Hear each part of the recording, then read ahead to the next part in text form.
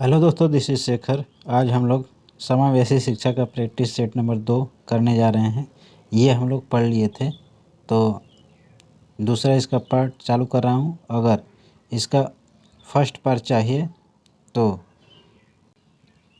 यहाँ पे दिख रहा होगा, यहाँ से उसको फर्स्ट पार्ट को देख लीजिए, उसके बाद ये देखिएगा और समझ में आएगा। तो चलिए इसका सेकंड पार्ट स्टार्ट करते हैं।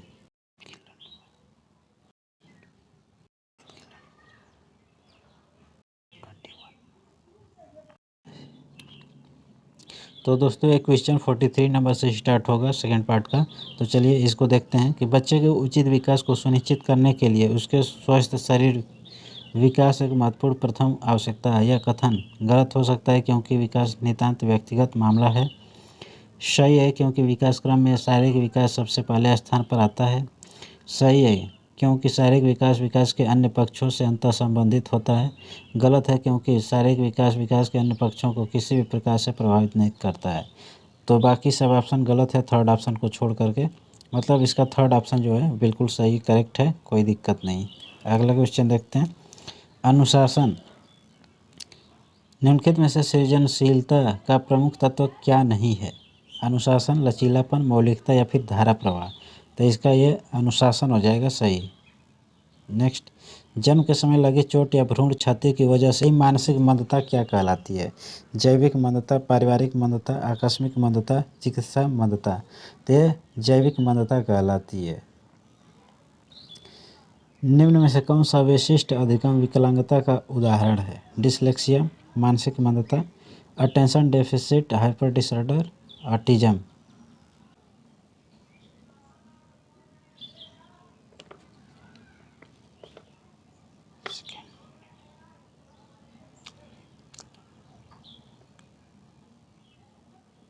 तो 47 का यहाँ पे सेकेंड ऑप्शन मतलब कि डिसलेक्सिया हो जाएगा दोस्तों।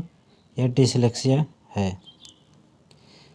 श्रवण बाधित बच्चों को पढ़ाने के लिए क्या प्रयुक्त की जाती है? ब्रेल लिपि, सांकेतिक भाषा, यंत्र या फिर ये सभी? श्रवण मतलब सुनने से रिलेटेड है, मतलब सुनने में प्रॉब्लम जिसको है तो उसको सांकेतिक भाषा में पढ़ाना चाहिए। प्रतिभाशाली होने का संकेत निम्न में से क्या नहीं है? विचारों में सृजनात्मकता, दूसरों के साथ लड़ना, अभिव्यक्ति में अनूठापन या फिर कौतूहल। प्रतिभाशाली का कौन सा गुण इसमें नहीं है? कौन सा?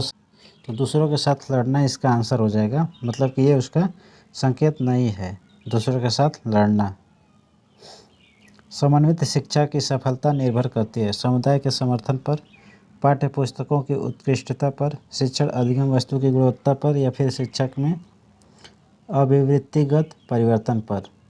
आंसर इसका हो जाएगा पाठ्य पुस्तकों की उत्कृष्टता पर। सृजनात्मकता मुख्य रूप से संबंधित है मॉडलिंग, अभिसारी चिंतन, अनुकरण, अपसारी चिंतन।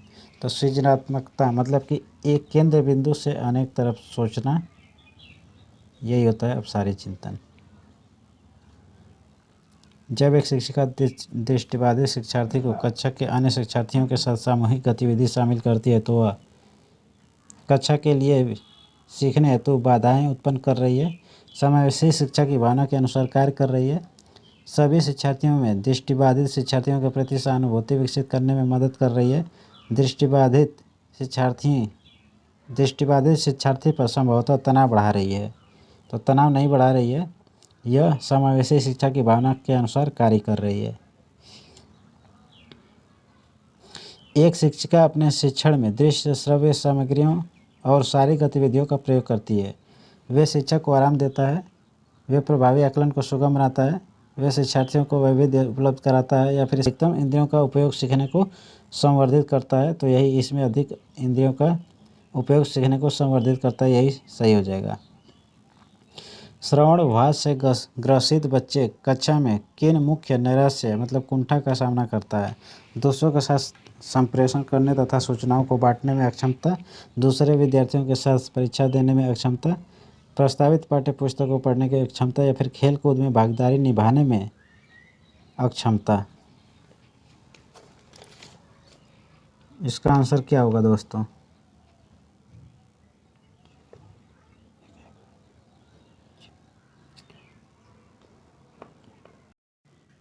इसका आंसर हो जाएगा कक्षा में अपने विचार को प्रदर्शित करने के लिए प्रोत्साहित करके। प्रतिभाशाली बालक तीव्र और आसानी से सीखता है। जो बच्चे बिना पढ़े सुने पूरी पाठ याद कर लेता है, वस्तु चिंतन करता है या फिर कम समय में ही अभिप्रेरणा का अनुसरण करता है। Option number first. देखिए कहीं कहीं ऑप्शन नंबर नहीं लिखा हुआ है, जैसे कि वो पहला ऑप्शन था। मंद अधिगमकर्ता जिसकी शैक्षिक उपलब्धि सामान्य योग्यता से कम रहती है क्या कहा जाता है? पिछड़ा, बाल अपराधी, विशेष या फिर मानसिक रूप से कमजोर। तो इसका हो जाएगा पिछड़ा, मतलब बैकवर्ड। कहाँ गया? तो इसका हो जाएगा आंसर बैकवर्ड, मतलब पिछड़ा। दृष्टि दोष से युक्त बच्चों को आकृतियों का ज्ञान देना चाहिए। मौखिक व्याख्यान द्वारा, क्षेत्र भ्रमण द्वारा, त्रिआयामी आकृतियों के स्पर्श द्वारा, उपयुक्त में से कोई नहीं। तो 62 का क्या होगा आंसर? यह त्रिआयामी आकृतियों के द्वारा। कहाँ गया? Third option. कम गति से सीखने वाले बच्चों की मुख्य विशेषता होती है, उसमें किसी न किसी प्रकार की क्षमता होती है जो उसके ज्ञानार्जन और शैक्षिक उपलब्धि को प्रभावित करती है। उसे केवल गणित में कठिनाई होती है, उसे केवल अंग्रेजी में कठिनाई होती है, या फिर उपरोक्त में से कोई नहीं। 63 का क्या होगा? तो उसमें किसी न किसी प्रकार की क्षमता होती है जो उसके ज्ञानार्जन और शैक्षिक उपलब्धि को प्रभावित करता है। फर्स्ट ऑप्शन सही हो जाएगा। निम्न में से कौन सी अक्षमता केवल जन्मजात होती है? जन्मजात होने वाली अक्षमता इसमें से क्या है, बताइए? दृष्टि दोष, श्रवण दोष, मूक बधिर या फिर मंद बुद्धि। Question number 64। तो इसका आंसर होगा मंद बुद्धि। निम्न में से कौन सी इकाई सुनने की अक्षमता की जांच हेतु किया जाता है? डेसिबल, डेसीपाइन, डेसीमीटर या फिर डेसीबिंदु। तो ये डेसिबल होता है दोस्तों। किस प्रकार के बच्चे की शिक्षा हेतु सांकेतिक भाषा का प्रयोग किया जाता है? जो क्या होता है? मूक बधिर होता है, जो गूंगा होता है, उसी को तो किया जाएगा। तो मूक बधिर के लिए सेकेंड ऑप्शन हो जाएगा सही। प्रतिभाशाली बच्चे बिना किसी की सहायता से अपने सामर्थ्य का पूर्ण विकास करता है। मानव के लिए महत्वपूर्ण किसी भी क्षेत्र में अस्वभावतः अच्छा निष्पादन करता है। सामान्य शारीरिक रूप से कमजोर होता है और सामाजिक अंतःक्रियाओं में अच्छा नहीं होता है, या फिर सामान्य अपने शिक्षकों को पसंद नहीं करता है। 67। क्वेश्चन नंबर 67 में ऑप्शन नंबर सेकेंड है, मतलब मानव के लिए महत्वपूर्ण किसी भी क्षेत्र में अस्वभावतः अच्छा निष्पादन करता है। ये वाला। प्रतिभाशाली बच्चे के संदर्भ में संवर्धन का अर्थ है ऐसे विद्यार्थियों को वर्तमान स्तर या फिर ग्रेड को छोड़कर अगले उच्च स्तर या ग्रेड में प्रोन्नत करना, आकलन का प्रक्रिया का संवर्धन करना, शैक्षणिक गतिविधियों के संपादन में संवर्धन करना, या फिर शैक्षणिक गतिविधियों के संपादन की गति को बढ़ाना।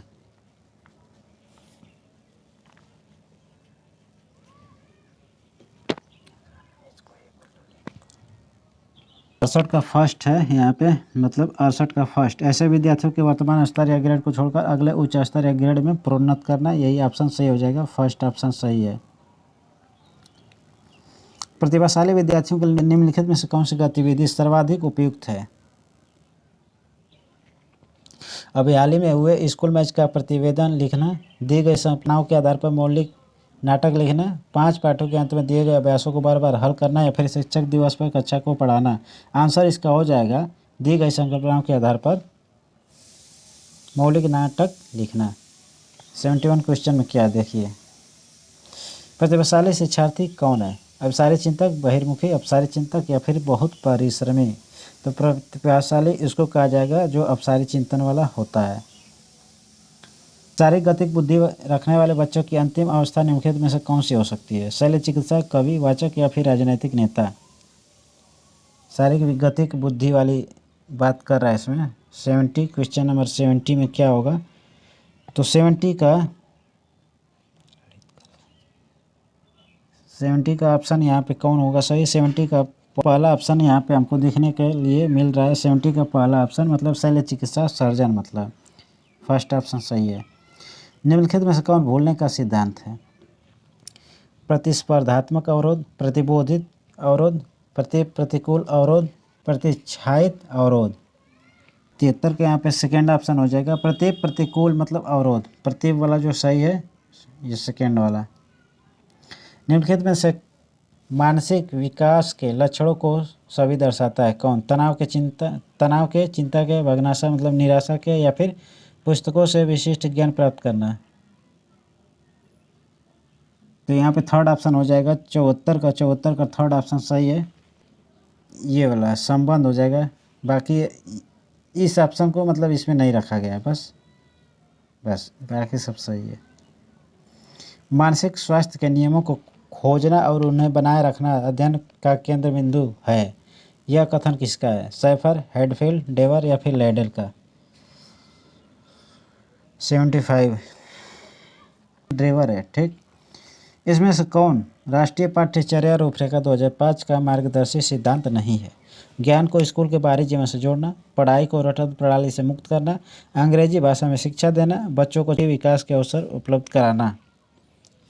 तो इसका अंग्रेजी भाषा में शिक्षा देना यही गलत है।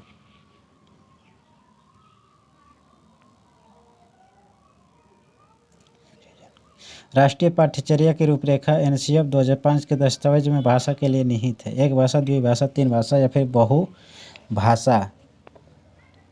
रटने को महत्व प्रदान न करना, पुस्तकों से विशिष्ट ज्ञान प्राप्त करना, या फिर इसमें से सभी।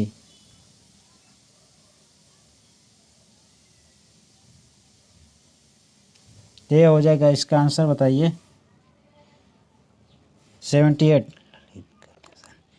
78 का पहला ऑप्शन हमको दिख रहा है सही। अच्छी बाह्य परीक्षाओं का आयोजन करना, यही उसमें सम्मिलित नहीं करना है।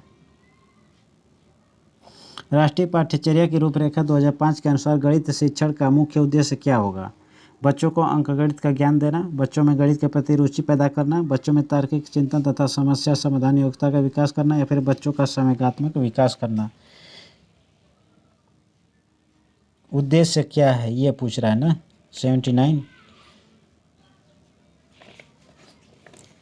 79 का यहाँ पे थर्ड ऑप्शन सही हो जाएगा। थर्ड ऑप्शन मतलब कि बच्चों में तार्किक चिंतन तथा समस्या समाधान योग्यता का विकास करना। एनसीटीई का पूर्ण रूप क्या है?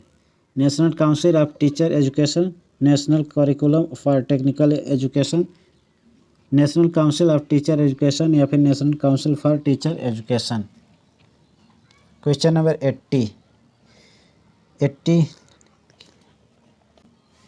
80 का क्या होगा दोस्तों, बताइए जल्दी से। आप कौन सा ऑप्शन यहाँ पे सही दिख रहा है?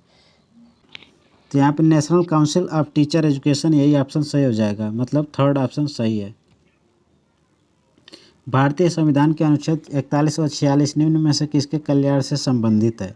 आर्थिक रूप से पिछड़े व्यक्तियों से, विकलांग व्यक्तियों से, धार्मिक रूप से पिछड़े व्यक्तियों से, या फिर क्षेत्रीय रूप से पिछड़े व्यक्तियों से।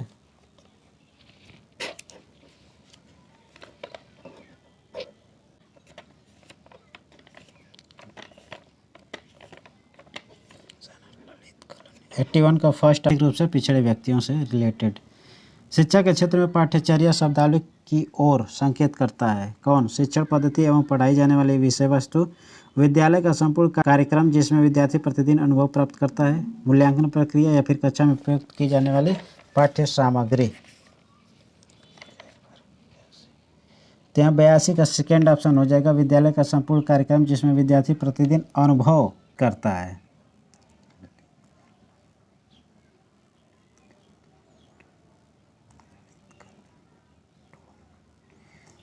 समावेशी शिक्षा हाशिए पर महत्वपूर्ण स्थिति में स्थित वर्गों में शिक्षकों को सम्मिलित करने से संबंधित है। कक्षा में विविधता का उत्सव मनाती है। दाखिले संबंधी कठोर प्रक्रियाओं को बढ़ावा देता है, या फिर तथ्यों पर आधारित शिक्षा से संबंधित है। तो यह कक्षा में विविधता का उत्सव मनाती है, इसी को ही समावेशी शिक्षा कहा जाता है। एक समावेशी विद्यालय शिक्षार्थियों की नियोक्ता के अनुसार उसके सीखने की योग्यताओं को निर्धारित करता है। शिक्षार्थियों की क्षमताओं की परवाह किए बिना सभी के अधिगम परिणाम को सुधारने के लिए प्रतिबद्ध होता है। शिक्षार्थियों के मध्य अंतर करता है, और विशेष रूप से सक्षम बच्चों के लिए कम नियमित रूप से समय पर उपस्थित होना होगा। पाठ्यक्रम का संचालन कर पूरा करना होगा। संपूर्ण पाठ्यक्रम को निर्धारित समय में पूरा करना होगा, या फिर उपरोक्त सभी सही है। तो इसमें उपरोक्त सभी सही है दोस्तों। 86 का डी वाला उपरोक्त सभी सही है। राष्ट्रीय पाठ्यचर्या रूपरेखा 2005 में शांति शिक्षा को बढ़ावा देने के लिए कुछ क्रियाओं की अनुशंसा की गई है। पाठ्यक्रम रूपरेखा में निम्न में से किसे सूचीबद्ध किया गया है? महिलाओं के लिए प्रति आदर एवं जिम्मेदारी का दृष्टिकोण विकसित करने के लिए कार्यक्रम आयोजित किए जाएं, नैतिक शिक्षा को बढ़ावा दिया जाए, शांति शिक्षा को एक अलग विषय के रूप में पढ़ाया जाए, या फिर शांति शिक्षा को पाठ्यक्रम में सम्मिलित किया जाए। 87 का पहला ऑप्शन सही हो जाएगा। महिलाओं के प्रति आदर एवं जिम्मेदारी का दृष्टिकोण विकसित करने के लिए कार्यक्रम आयोजित किया जाए। राष्ट्रीय पाठ्यचर्या की रूपरेखा 2005 में बातचीत की गई है किसकी? ज्ञान अस्थायी है और दिया जाता है से ज्ञान का विकास होता है और इसकी संरचना की जाती है। शैक्षिक केंद्र से विषय केंद्र होने पर, विद्यार्थी केंद्रित से अध्यापक केंद्रित की ओर, या फिर उपयुक्त में से कोई नहीं।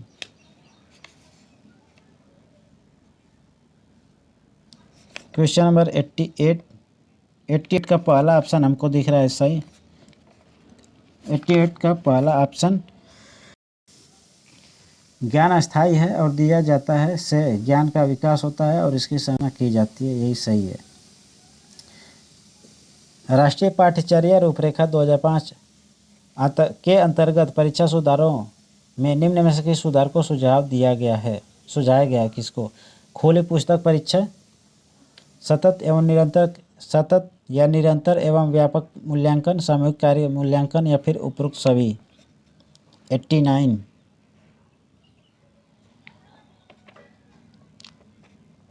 क्वेश्चन नंबर 89 का डी ऑप्शन सही हो जाएगा, उपरोक्त सभी। समावेशी शिक्षा उस विद्यालय शिक्षा व्यवस्था की ओर संकेत करती है विशेष आवश्यकता वाले बच्चों को विशिष्ट विद्यालयों को माध्यम से शिक्षा देने को प्रोत्साहित करती है। केवल बालिका शिक्षा को बढ़ावा देने की आवश्यकता पर बल देती है, जो सभी निरयोग बच्चों को शामिल करती है, जो उसकी शारीरिक, बौद्धिक, सामाजिक, भाषिक या फिर अन्य विभिन्न योग्यता स्थितियों को ध्यान में रखे बगैर सभी बच्चों को शामिल करती है। 90 का हो जाएगा डी, जो ऐसे मतलब शारीरिक, बौद्धिक, सामाजिक, भाषिक या फिर अन्य विभिन्न योग्यताओं स्थितियों को ध्यान में रखे बगैर सभी बच्चों को शामिल करती है, यही होता है समावेशी शिक्षा। सृजनात्मक बालक में निम्न में से कौन सा गुण नहीं पाया जाता है? खोजपूर्ण प्रवृत्ति, क्रियाशीलता, अच्छी अंतर्दृष्टि, या फिर सीमित रुचियाँ। तो डी ऑप्शन हो जाएगा सही। निःशुल्क एवं अनिवार्य शिक्षा का अधिकार 2009 में अनिवार्य शब्द का अर्थ क्या है? केंद्र सरकार दाखिले, उपस्थिति और प्रारंभिक शिक्षा की पूर्णता को सुनिश्चित करेगी। उचित सरकार दाखिले, उपस्थिति और प्रारंभिक शिक्षा की शिक्षा की पूर्णता सुनिश्चित करेगी। दंडात्मक कार्य से बचने के लिए अपने बच्चों को विद्यालय भेजने के लिए अभिभावकों पर अनिवार्य रूप से जोर डाला गया है। अनिवार्य शिक्षा सतत परीक्षण के माध्यम से प्रदान की जाती है। 92 का क्या होगा? 92 का सेकेंड ऑप्शन सही है। 92 का सेकेंड वाला ऑप्शन मतलब उचित सरकार दाखिले, उपस्थिति और प्रारंभिक शिक्षा की पूर्णता सुनिश्चित करेगी। उचित सरकार की बात कर रहा है, सेकेंड ऑप्शन सही है। फिर से लगा दे रहा हूँ, ठीक, गलत लग गया क्या? सेकेंड ऑप्शन यहाँ पे सही है। शिक्षा का अधिकार अधिनियम 2009 के क्रियान्वयन के बाद कक्षा अप्रभावित है, क्योंकि शिक्षा का अधिकार विद्यालय में कक्षा की औसत आयु को प्रभावित नहीं करता है। लिंग के अनुसार समझाती है, लिंग के अनुसार अधिक समझाती है, या फिर आयु के अनुसार अधिक विषम जाती है। 93 का थर्ड ऑप्शन लिंग के अनुसार अधिक समझाती है, मतलब 93 का ऑप्शन नंबर यहाँ पे सी हो जाएगा। तो दोस्तों आज के वीडियो में बस इतना ही, मिलेंगे अगले वीडियो में। Take care, bye.